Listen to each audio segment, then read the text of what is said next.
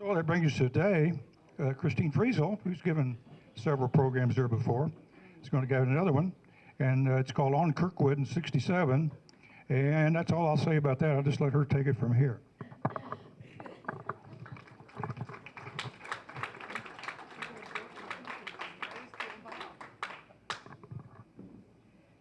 Thanks, Mike. I guess I have to hold the microphone the whole time, which is okay, but so it'll be a little clunky. I know how to be Lucille Ball just fine. It's great to see everyone. My name is Christine Friesel. I'm the community librarian at the Public Library downtown, and I am familiar with the Indiana Room and local history and genealogy. And before I give this talk, I have to promote a program that we're running at the Public Library, and it's called Monroe County Field Notes. Just a show of hands of how many people have heard of Monroe County Field Notes? Good. We really haven't promoted this heavily because of the little promotion that we've had with this. Our response was pretty good, and so we realized that if we started the public service announcements on this really hard, we'd get a real big slam. So we wanted to tweak a couple parts of the program. However, it's still ongoing, and I have a flyer here. Please take one home, even if you're not interested in the Monroe County Field Notes, because I would like you to think about it, and just even if you're not going to participate in the program, just think about it and let me know what you think of the project. And Monroe County Field Notes is a virtual dig to find out history of where you live right now. Even if you are not from Monroe County and you live in a condo, if you go over a hill and down a valley, you might wonder who lived there way back when. And we want to be able to give you the tools right quick to find out who lived here. And it may be a simple farmer. He may have had normal, quiet life. But every once in a while, we find out that the person who owns your property had a very interesting situation.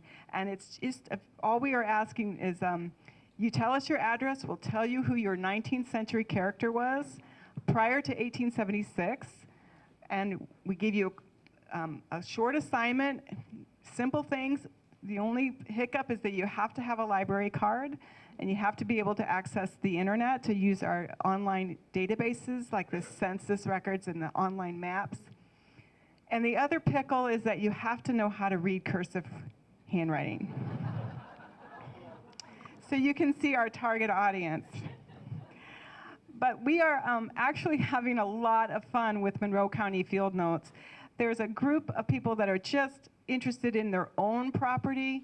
They see an old house and they wonder, is that the original house? And some people fall off a cliff and go down a rabbit hole. We never see them again. And other people say, this was interesting, give me another assignment. I don't really care about where I live, but I walk my dog every day at the park, and I pass this creek, and I just want to know who lived there. It just is a way for us all to think about who was here before. And again, this is before 1876. Then there's another group, a subgroup, it's informal, that are really trying aggressively to find more clues about the Underground Railroad. And so we are all pulling our notes together. There's no deadline. If you take an assignment, say, okay, I'll research my property. There's no deadline, there's no homework. You don't even have to share your assignment, but we all are having a lot of fun. And it's it's a passive program, like I said, and it's just a way for us to do thinking more about our community in the very early days, the first 60 years of Monroe County. And we believe that this program can be replicated in Orange County and surrounding areas, hopefully going south so we can look at the Underground Railroad a little bit more. So thanks for that commercial. We did a Monroe County Field Notes, a Harrodsburg edition. So we have these poster maps so you can get an idea of what we've discovered in Harrodsburg just by spending a few weeks on those parcels in Harrodsburg. So take a look. These are free. Okay, so let's see. Is that signal working? Thank you.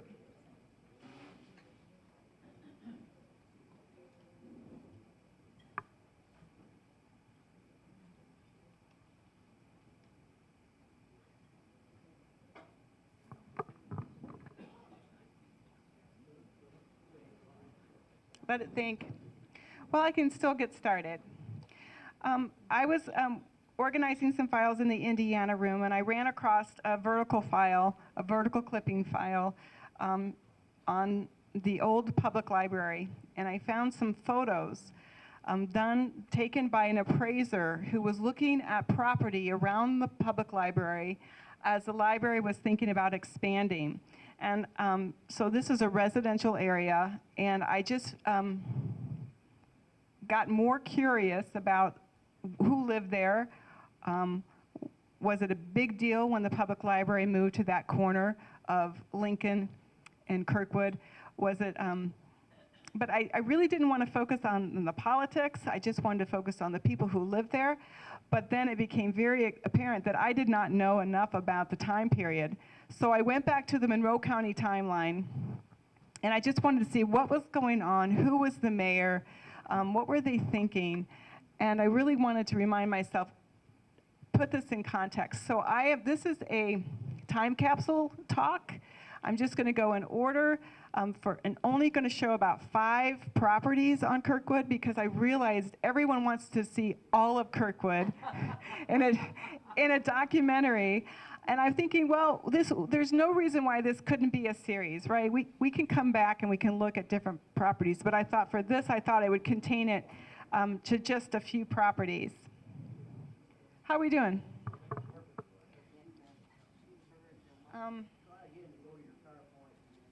You want me to close? There it is. Okay, all right, we're off.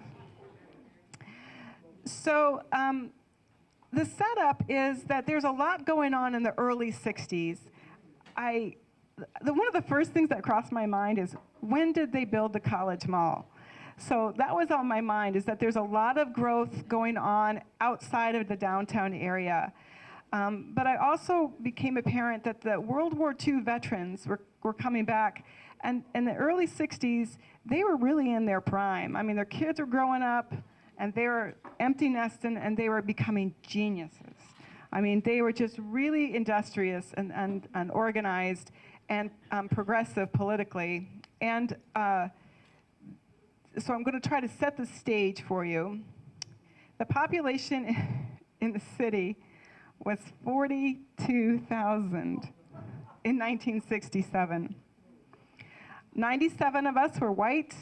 There were 5 parks, 3 banks, 3 building and loan associations, 52 churches, 29 denominations, 2 daily newspapers. What were those daily newspapers?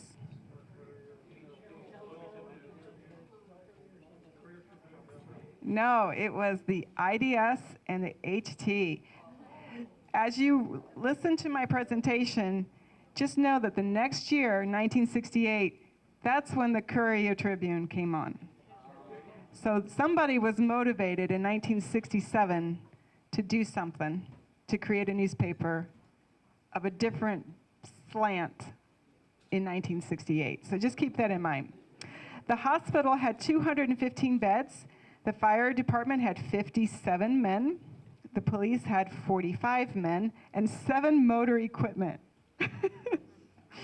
The largest, I'm sorry, I'm not laughing, I'm just like, wow, it really is so different now. The largest employer were RCA, IU, Sarkis Tarzian, Westinghouse, Electric, Otis, Elevator, and of course the limestone industry.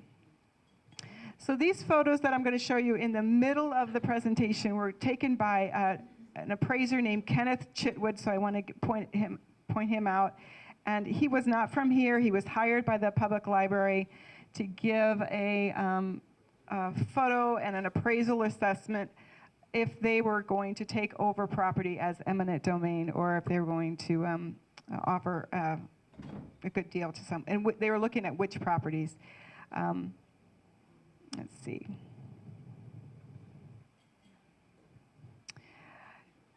This is going back to 1909. You can see this is looking west on East Kirkwood from the entrance to the university grounds. Where the sample gates are now, those sample gates did not get placed until 1987.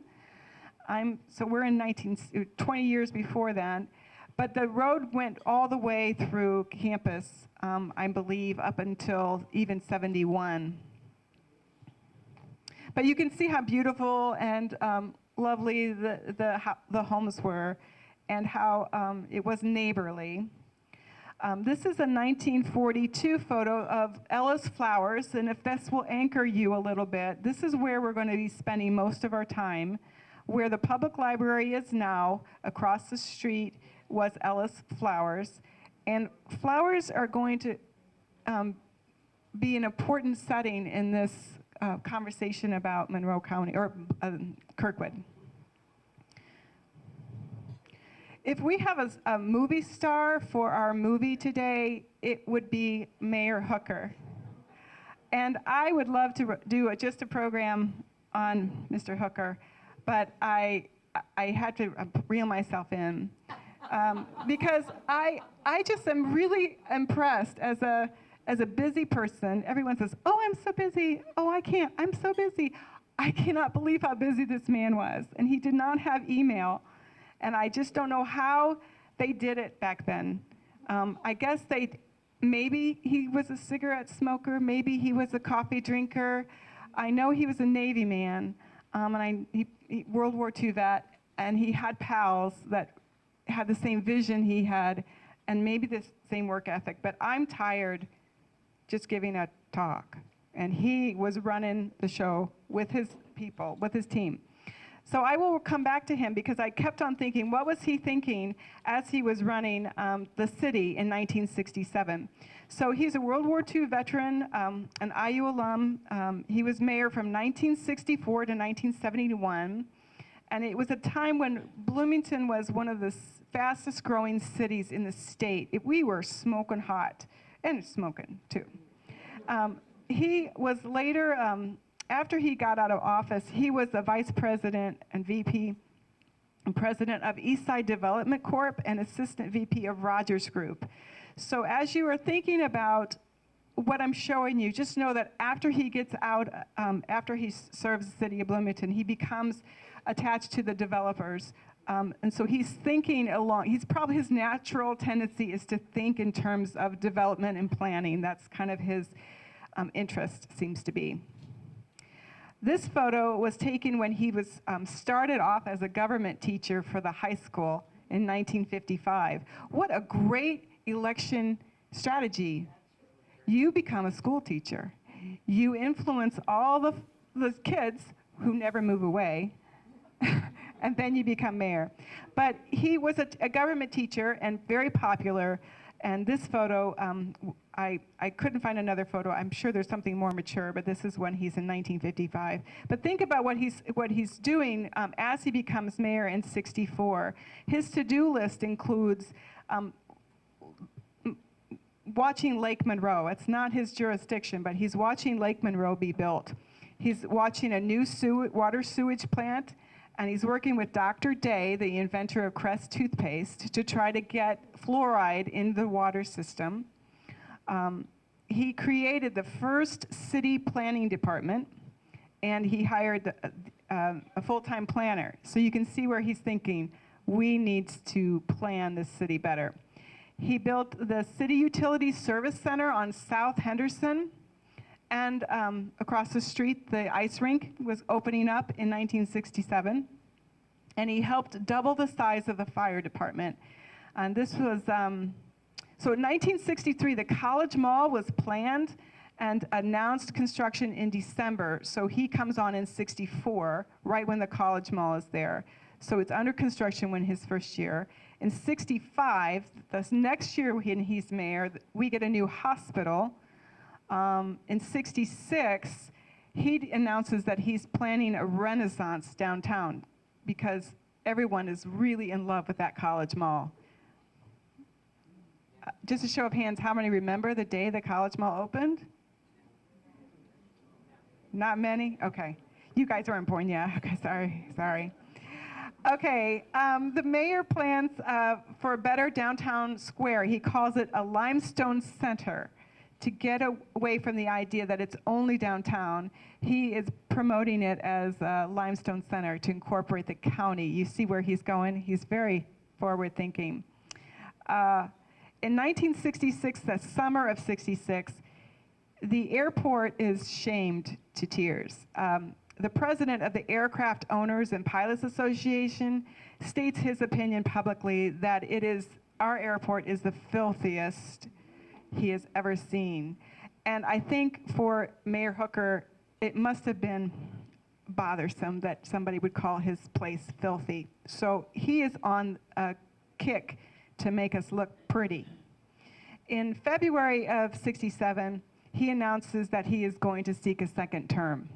So this is 1967 that we're looking at, and it's an election year, and the current administration is trying to make us look pretty. So let's improve everything we can so we can get elected, so we can have a better city. In March of that year, in 67, he recommends that the cost of municipal services be doubled for non-city residents. He's off to a good start. In May, Hooker and Lemon, future Mayor Lemon, decide that are going to duke it out for mayor in the fall. So that's who he's running against this year. In September, he offers to the Indiana State Police Academy 100 acres. Come to Bloomington, we'll give you 100 acres. And in October, he gives the business women a week to honor them. It's progress. So, but there is emerging leadership in 1967. And a couple of names I want to make sure everyone has probably heard of Reverend Ernest Butler. In November of 66, he is appointed to the chairman of the Human Relations Commission.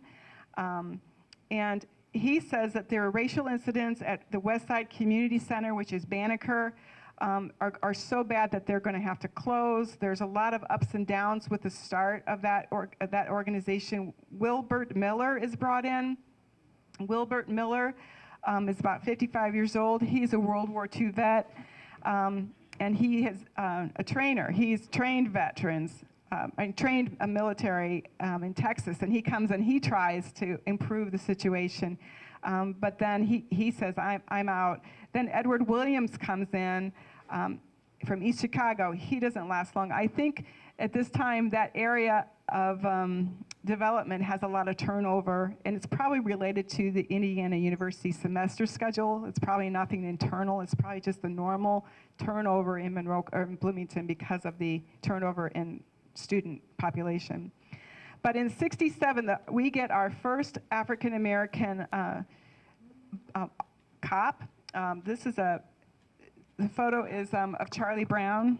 This is a photo from the Gothic yearbook, so he's looking young here. But he is a Vietnam vet. And we also find in this year advancement for Reginald Ford. He's in the middle there. He's the class president at the high school. And we also see at the top right, I have a poor quality photo. This is Wilson Thomas, the Reverend Wilson Thomas.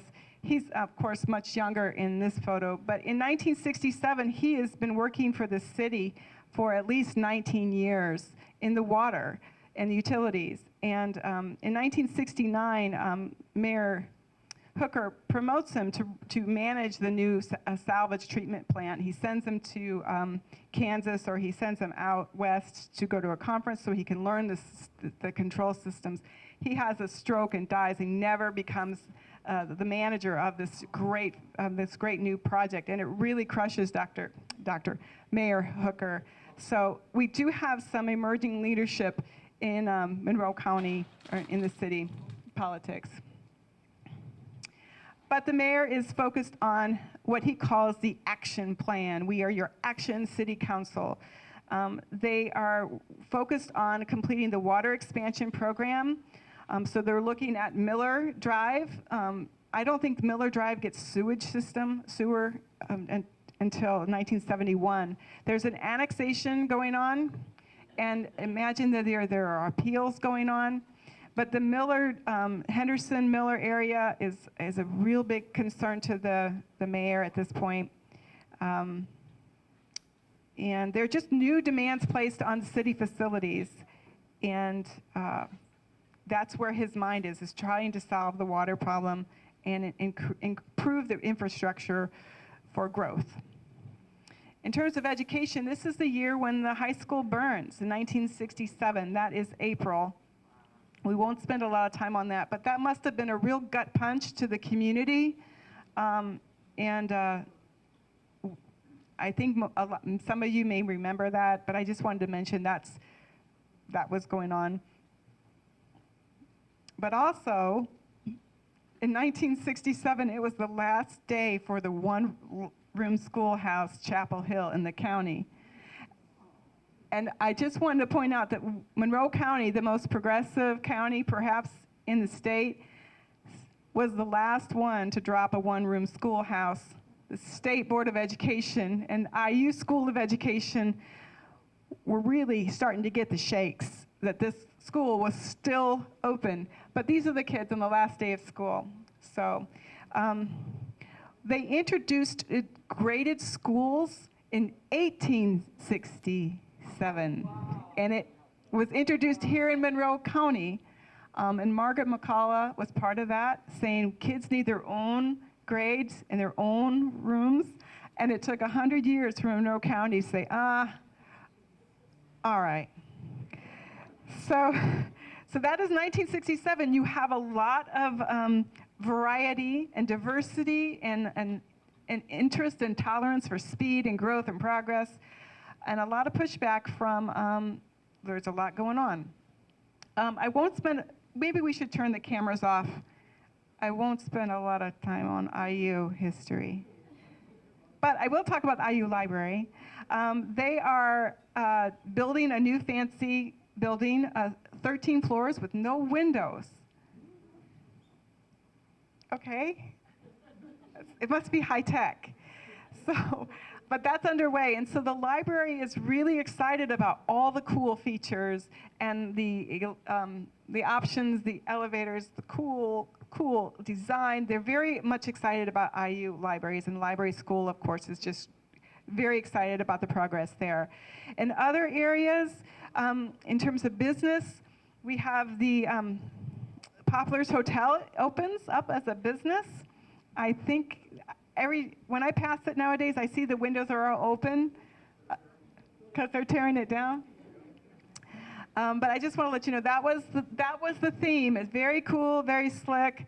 IU in 1967 gets a federal grant to establish WTIU. Indiana Bell announces that a $5.2 billion expansion in Bloomington. So we're getting more phones, we're getting better service, we're getting a really cool hotel. I think I heard Elvis slept here. So in September, attorney Ken Nunn starts opening up his business. He starts his law office using just only a poker table and 4 chairs that folded up. So this is how Bloomington was in 1967. But we still have more to talk about. How are people getting around? In January of that year, it starts off, and what is Mayor Hooker thinking, right? In 1967, 2 people die in an air crash near the airport on a foggy day. The plane is loaded with RCA products. So he hears about that. In March, the city decides to tell the Monon, you gotta leave downtown. It's just too dirty, I guess, or it's too congested, or there's other things that the city wants to do. In May, construction begins on an airport expansion. In October, the city is under attack when it reveals that bus drivers' salaries are coming from the sanitation fund and subscriber fees from utilities. So there's a little bit of chaos in the city offices. And so there's a little bit of, they're growing very fast, they're running on all cylinders, and they're not paying attention to the bookkeeping. In October, Jim Ariel is buying a glider, and he's giving plane rides. And then in October, the 99, the women pilots, I think one of the Rogers, Mrs. Rogers, was a 99 pilot. They are running a race and using modern aircraft. In November, Lake Central Airlines says the jets are coming and your airport runway is too short. In December, the Civil Air Patrol celebrates 26 years of anniversary, and the airport begins to expand its staff. So I already mentioned that it's an election year, but he's also dealing with appeals for annexation.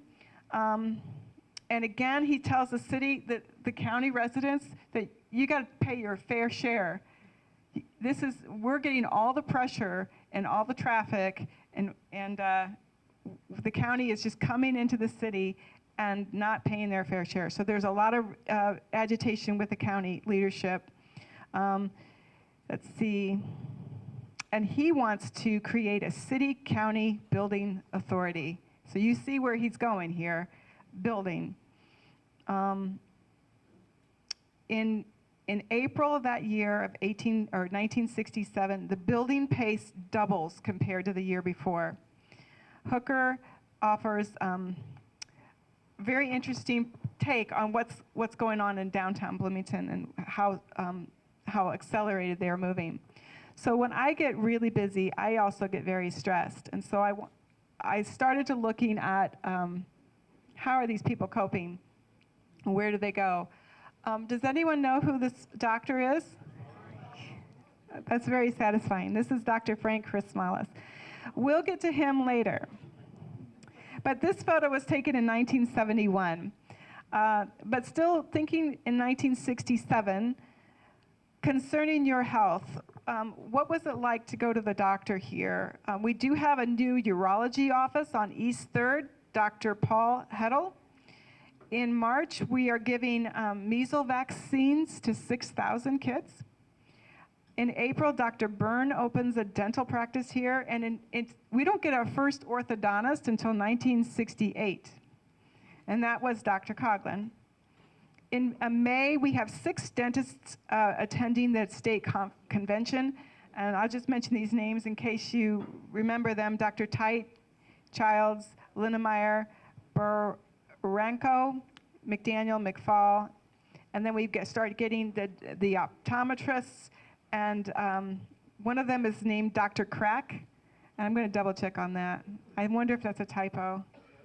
It's right? K-R-A-C-K, thank you.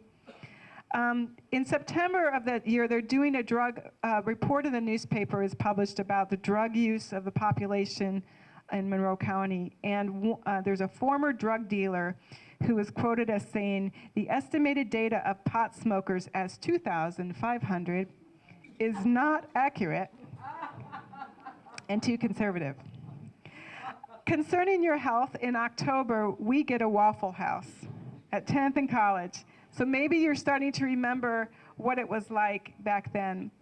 The hospital, of course, I mentioned, they opened up in the new building in 1965, the building that's coming down. And in 1968, across the street from the hospital, Monroe County gets a psychiatric unit or clinic, and that's under construction on First Street. So I'm hoping, I don't have a photo of that. But what are people doing to reduce their stress in 1967? I still think they're getting flowers from Pete Ellis. They need it, because I haven't even mentioned what's going on across the ocean. In 1967 is when the HT starts subscribing to this comic, Sergeant Mike. And it seems like this town could use some humor. So I just would like to think there's a lot going on in the 1967 downtown. There's, I think, doesn't everybody need a smoke break? Where would you go? Do you go to the park? You go to church? You get some flowers? Or you could read a book. So here we are at the public library. What is going on in the public library? In 1967, we're still in the Carnegie building. There's a board president. Her name is Frances McNeely. They refer to her as Mrs. Mack. And she has been, by the time she retires in 1979, she has been a part of the board member of the public library for 27 years. I believe her husband is a retired Stone executive, but she has a lot of, and she, I think, is coming from the Ellettsville area. So she has a wide view of Monroe County, and she's, I believe, a former educator teacher. But she hires Chitwood to take pictures and an appraisal of properties. Where can we expand to get out of this building? We are really need to modernize. IU's got a new library.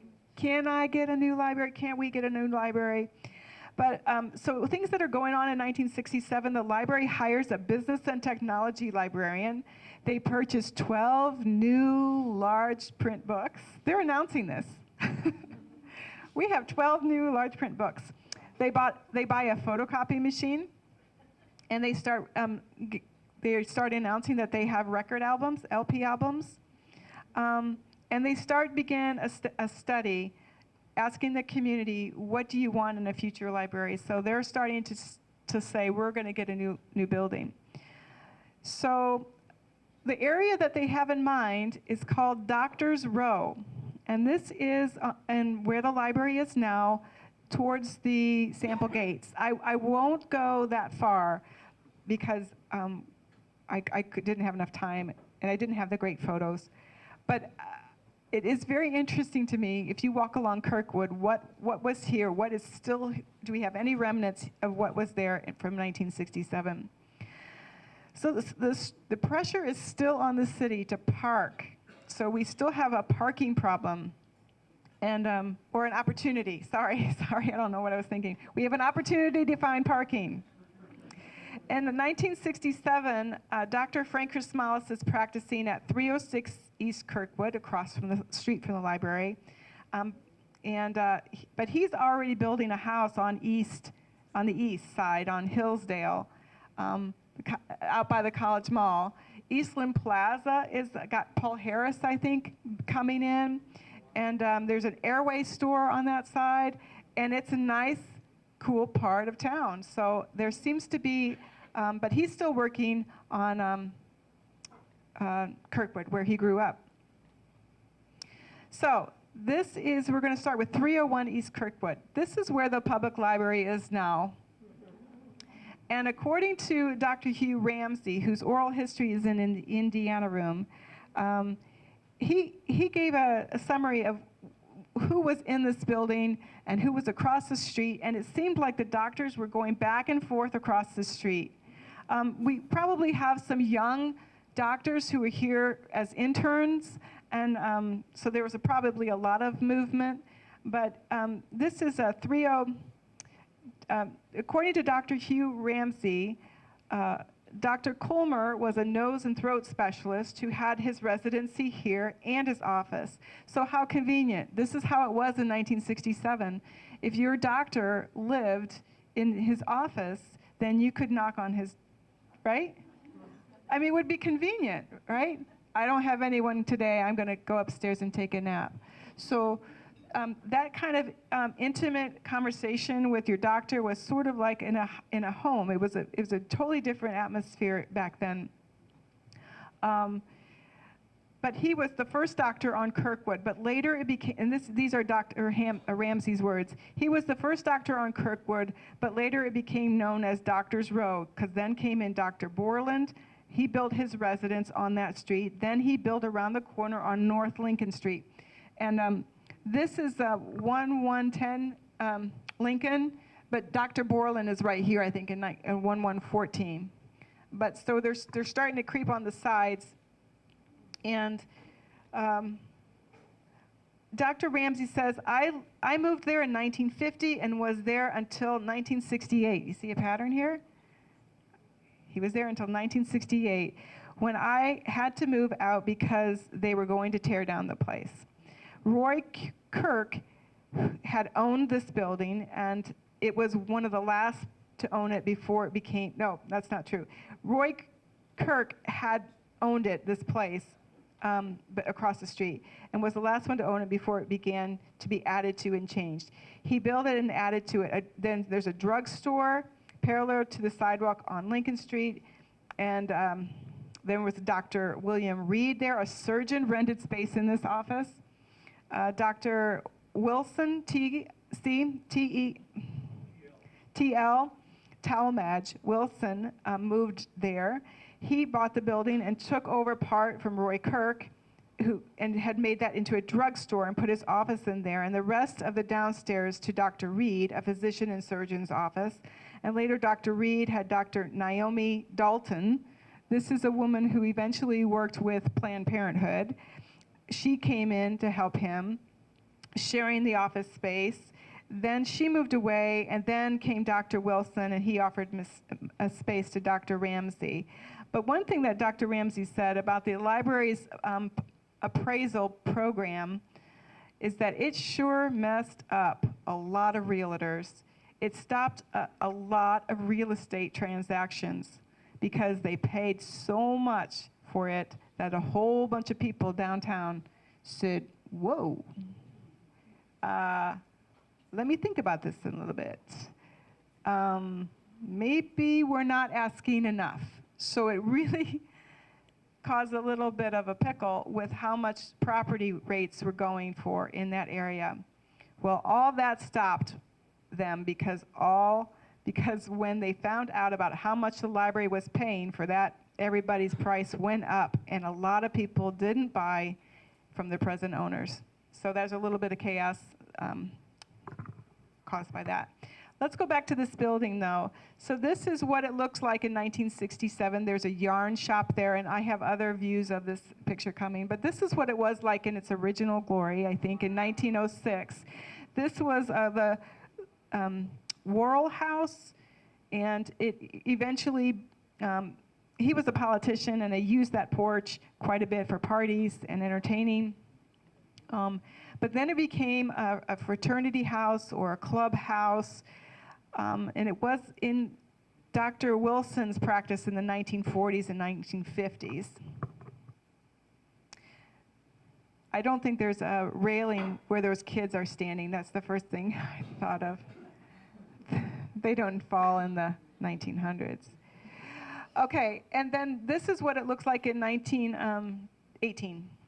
So you can still see what the building to the north, the east of this would look like. Just to give you a little flavor of this, what it was like. But then back to the way it was here. We also have across the street, I don't have a picture of what was across the street, but please know that Dr. Geiger was across the street. Dr. Dylan Geiger, he was born in Bloomington, and he retired in 1980. He had practiced with Dr. Sibbett, White, and Pugh. He served chairman of the Indiana Toll Road Commission in the 1950s, but he's leaving downtown in 1955. He also was a World War II vet and a Mason. Here's another view of the house where the public library is now. There was apartments. I looked at the people who were in the apartments to try to see if I could find any interesting stories. They just seem to flip a lot every year. It would be great to see what the inside of this house looked like and how many people were there. Of course, you see the fire escapes in the back. And then I wanted to show you the next house we're going to look at is Lincoln Street. But by 1967, Dr. Wilson is buying more property around that area. Perhaps he's got insiders' information that this area is going to be torn down. So then we're just going to look at 1110 North Lincoln Avenue. This is behind the public library, where the public library's parking lot is now. It's just a simple house, and at first I'm thinking, who cares? It's just a photo of a simple house. We see these all over the place. But these are the type of things, the houses where you would go to the doctor to have an appointment. And again, it's an informal, casual experience.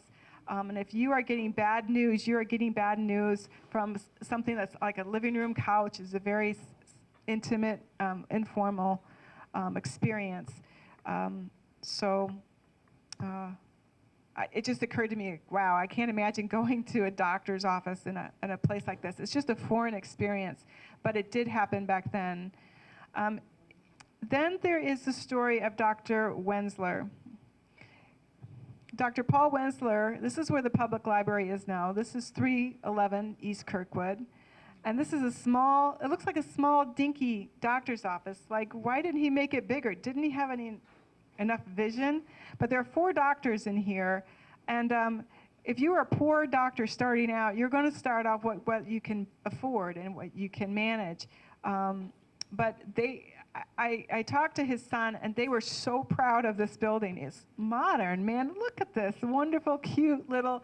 Just imagine sitting at the kitchen table designing this building. They had just built it in 1963. And so then the public library says, yeah, we want it.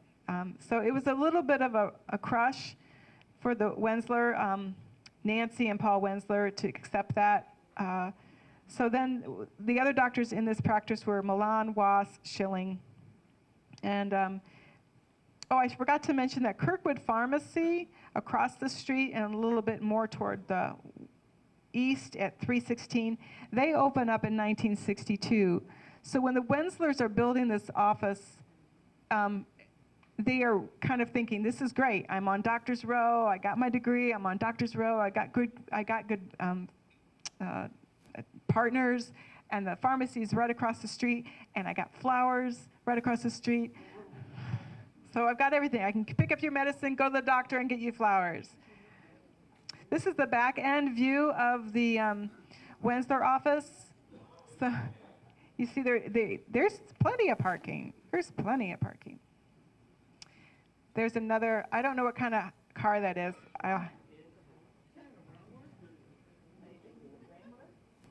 It's cute. It matches the office, doesn't it? It's too old.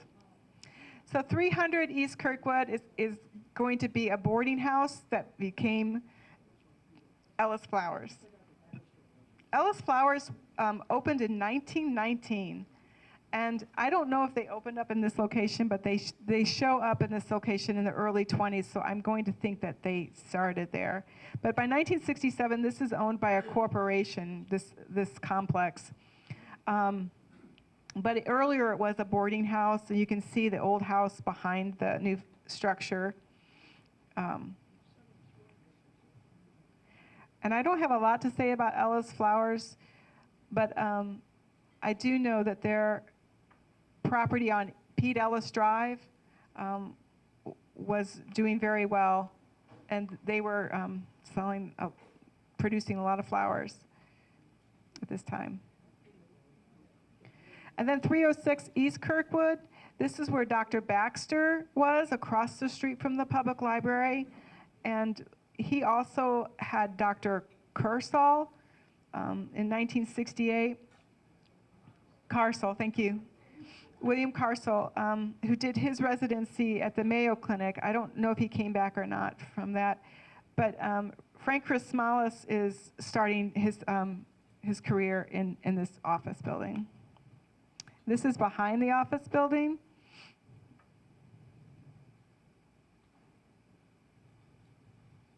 And this is another view of Kirkwood. You can see the building for Kirkwood Pharmacy. Or no, that's Kirkwood Savings and Loans. Federal, Kirkwood, I can't read that. Savings, yeah. Okay.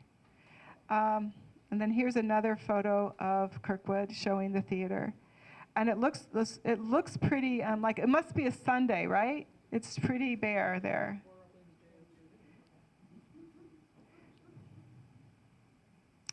So this is the last photo in the presentation. It just shows you what had to happen to get to the public library. We had to approach those doctors and had to work with them. And a lot of them moved out to East 3rd. At the corner of Smith Road and East 3rd is a really nice building. That's where the Wenzlers went. They built a new building. And so many of the other doctors were building modern offices with modern equipment, with great plumbing. And so Kirkwood really couldn't hold the the growth of the medical, so Doctors Row had to end. So that's all I have for you today. We do have more photos of Kirkwood and around the area, the other properties, but so many of the other properties that were taken in that appraisal still stands. So maybe I can give them to Mike and you can put them all on your Facebook. Does that sound like a good plan? Yeah. All right, thank you. Does anyone,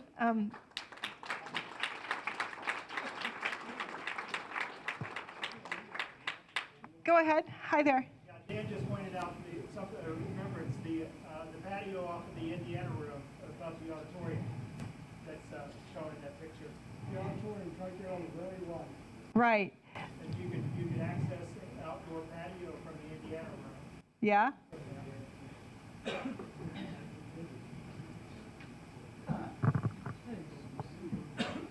Well, if anyone has any memories of Kirkwood on 1967, let Mike know, or you can have the mic and you can talk about it. But thank you. Oh, Pam, go ahead. Christine, tell us how the new library is going. The new public library, the new branch library on Rogers, where Bachelor Middle School is, there's a webcam that you can go on our website and look to see how the progress is going in real time. My understanding is that it's going to open up in March. I haven't heard otherwise, but that should be a game changer for that neighborhood. We're real excited about it. You just don't get a new branch every day, so it's great. It's a lot of work. Yeah.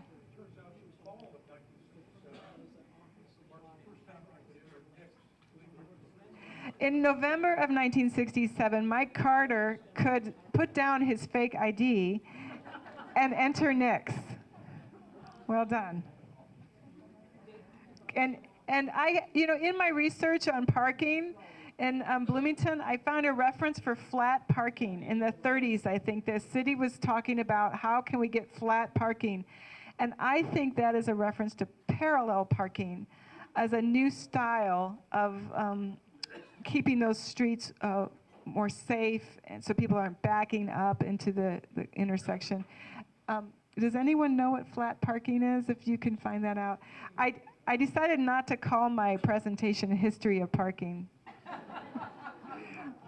But I will just say, since we're at the end of our program, I think about people who say they won't come downtown because of the parking. And I've been at the public library 26 years. And it's very interesting to me. I grew up in a big city. We use parking meters all the time. I didn't understand. I don't like to parallel park, but it was a sensibility I grew up with, that it was congested. And so I had that sort of different temperament or different style or expectation when you go downtown. But when I hear people say, oh, I never go downtown because of the parking, I do think that this time period, 1967, people were coming into town to go to their doctor. So they're coming in, and maybe it's for good news. Maybe the doctor's going to not tell them it's bad news. But there's a lot of emotion coming down on Kirkwood at that time period, because you're going to see your doctor. You're taking your mother to see the doctor. So it was... your adrenaline was up, and plus you had to pay your doctor. So that whole area, if you think about it, it was just congested and stressful, and people have an attachment to that area at that time that may have been resistance to change. Other people might have said, oh, I can't wait till my doctor moves to one of those fancy offices where I have a place to park and I don't have to come downtown.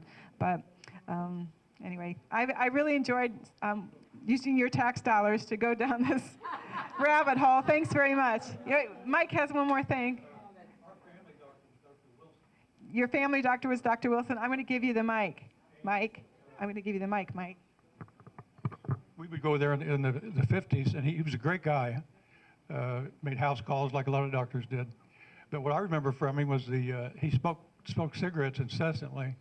In the office, while he'd be taking your temperature, he'd have a big ash on his cigarette. And that wasn't really unusual, I don't think. My first job was in a pharmacy, Cofield Drugs, which is on West Kirkwood, south side of the square. All the pharmacists smoked, all the customers smoked, everybody smoked. So I will say when I look at the old library board meetings, they're all hunched over and they're all in these really like, look like they're having their board meetings in the supply closet and they're all smoking. There's ashtrays everywhere. So I just think it was a very intense time. I'm like, gosh, I can't imagine that. But it was. That was just the way it was. So, oh, you have a question in the back. Well, I was just going to say about that time too, the technology was increasing at the hospital, so the city rezoned all that West Second and West First, and then there for doctor's offices. Yeah. And they tore down a lot of those houses. Yeah. Yeah, it's all for progress. Better x-ray machines and all of it.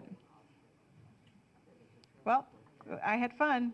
Now I got to go get with the times, right?